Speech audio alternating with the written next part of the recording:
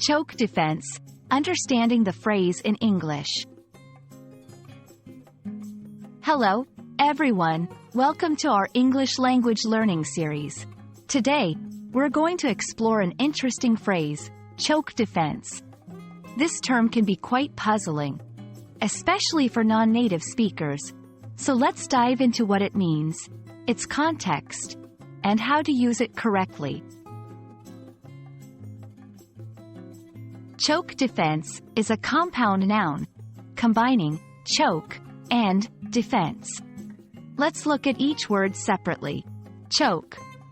This verb has several meanings, but in this context, it generally refers to restricting someone's breathing, often by squeezing the throat. Defense. This noun refers to the act of protecting oneself from harm or danger.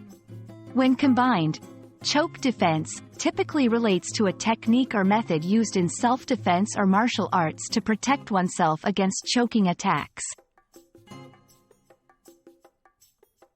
Martial arts and self-defense. Choke defense is commonly used in the context of martial arts or self-defense classes. It describes techniques taught to counteract or escape from choking. Sports commentary. In sports, especially combat sports like wrestling or Brazilian Jiu-Jitsu, commentators might use the term when discussing a fighter's ability to defend against chokeholds. Metaphorical use.